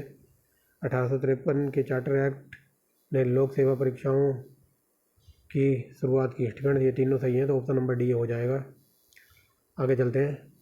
किसके शासनकाल में किसके शासनकाल में भारत में अंग्रेजी शिक्षा आरंभ की गई? तो ये था कैवेंडिश बेंटिक। ठीक है, कैवेंडिश बेंटिक के काल में। फ्रेंड्स आगे देखिए, 1793 में बंगाल रेगुलेशन की विशिष्ट लक्षण क्या थे? तो ये हो जाएगा ऑप्शन नंबर सी। उसने हिंदुओं और मुसलमानों की स्वीकृति विधियों को भी स्थान दिया था। ठीक है, तो यही इसका लक्षण था। आगे देखिए,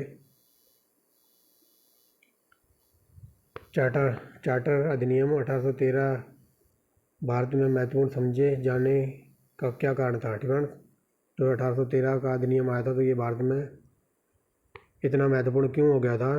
तो ये हो गया था, ये देखिए मैंने बताया था ना, 1 लाख रुपए खर्च किए थे इसने। इसके द्वारा भारतीयों की शिक्षा के लिए वित्तीय प्रावधान किया गया था। तो ऑप्शन नंबर सी, वित्तीय प्रावधान मतलब 1 लाख रुपए खर्च किए थे अंग्रेजों ने शिक्षा के ऊपर, बट वो सब दिखावा था, उसके पीछे का टारगेट कुछ और ही था। फ्रेंड्स, आगे देखिए, निम्नलिखित में से किस कानून ने पहली बार भारत में क्रियाशील विधान परिषद का सर्जन हुआ? तो 1861। फ्रेंड्स, तो चलिए आगे देखते हैं। 97 नंबर क्या कहता है? डैश डैश में बंगाल और बिहार में भूमि पर किराएदारों के अधिकारों को बंगाल किराएदारी अधिनियम के द्वारा दिया गया। तो 1885। फ्रेंड्स, ये 1885 यहाँ लगा दीजिए। 1885 में बंगाल और बिहार में भूमि पर किराएदारों के अधिकारों को बंगाल किराएदारी अधिनियम द्वारा दिया गया। फ्रेंड्स, आगे चलिए, रेगुलेटिंग एक्ट के प्रावधानों के अंतर्गत बिहार के लिए एक प्रांतीय सभा की स्थापना 1774 में की गई थी। निम्नलिखित में से किस अधिनियम के तहत लॉर्ड कॉर्नवालिस ने अपनी काउंसिल के फैसलों को रद्द करने का अधिकार मिला था?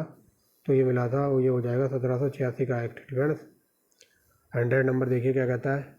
ब्रिटिश भारत को प्रांतीय स्वतंत्रता सर्वप्रथम कब मिली थी? तो ये मिली थी 1937 में।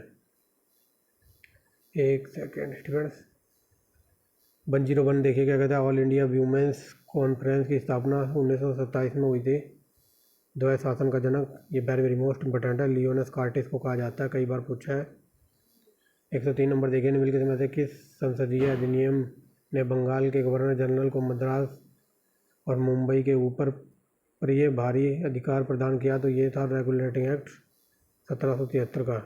यानी कि इसके जो बंगाल का गवर्नर जनरल था, तो मुंबई और मद्रास की प्रेसिडेंसी भी इसके अंडर आ गई थी। ये क्वेश्चन ऐसे पूछा जाता है फ्रेंड्स, याद रखना। 4 नंबर देखिए क्या कहता है?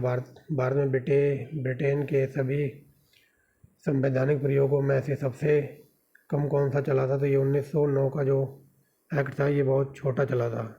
फ्रेंड्स, तो समझ गए होंगे, सबसे छोटा एक्ट था जो सबसे कम समय तक चला था, 1909 का इंडियन काउंसिल एक्ट या फिर मार्लियामेंटो एक्ट। 5वां नंबर देखिए, भारत का पहला नगर निगम मद्रास में बनाया गया था। वेरी मोस्ट इंपॉर्टेंट है।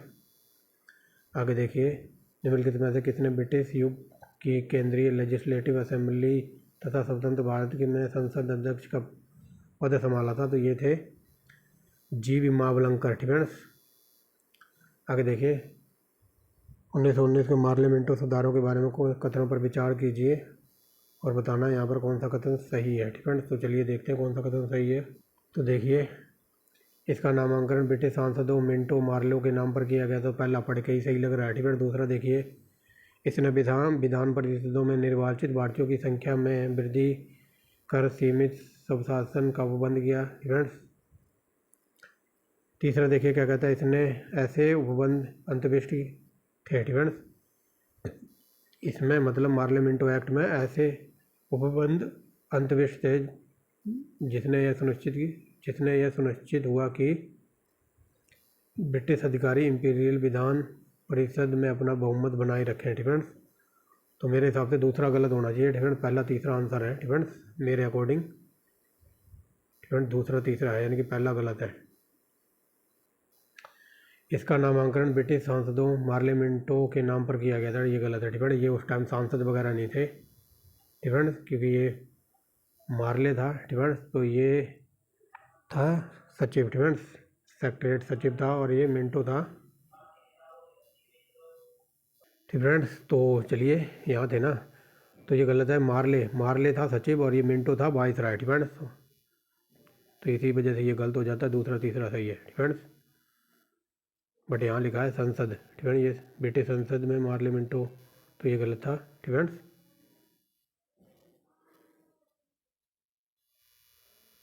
ये कोई सांसद नहीं थे ब्रिटिश पार्लियामेंट में। मार्ले था सचिव और मिंटो था वायसराय। ठीक है, समझ गए होंगे। आगे चलते हैं। 108 नंबर क्या कहता है, निम्नलिखित कथनों में से 1773 में रेगुलेटिंग एक्ट का संबंध नहीं था, तो बताइए। फ्रेंड्स तो बताइए, याद है ना, निम्नलिखित में से कौन सा कथन 1773 के रेगुलेटिंग एक्ट से संबंधित नहीं है। तो चलिए देखिए, ऑप्शन नंबर सी हो जाएगा। ठीक है, इनमें इसने योग्यताओं के सभी, ठीक है, इस सभी वर्ड पर जोर दिया गया है। ठीक है, इसने योग्यताओं के सभी उपबंधों को हटाकर कोर्ट ऑफ प्रोपाटाई क्या है ये, ठीक है, प्रोपाइटर्स में मत की शक्ति को बदल दिया। ठीक है, तो यही गलत है, बाकी सही है। ठीक है, 9 नंबर देखिए, 109 नंबर, मॉन्टेग्यू चेम्सफोर्ड सुधारों के बारे में कौन सा कथन सही है। ठीक है, तो बताइए। यह किंग जॉर्ज पंचम द्वारा अनुमोदित था।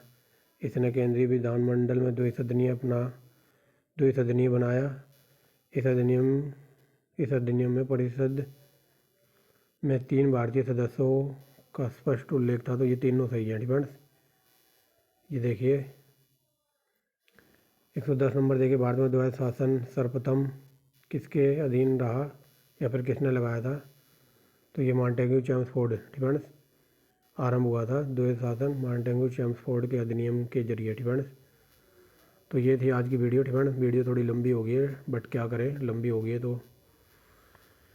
ठीक है, तो ऐसी ही वीडियो देखने के लिए आप जुड़े रहिए चौहान सर के साथ। ठीक है, देखिए कितनी लंबी PDF है ये। इसी वजह से पेजों को अरेंज करने में थोड़ा टाइम लग जाता है, इस वजह से पेज ऊपर नीचे भी हो जाते हैं कभी कभार, क्योंकि इतना डाटा टाइप करना और फिर सीक्वेंस में अरेंज करना।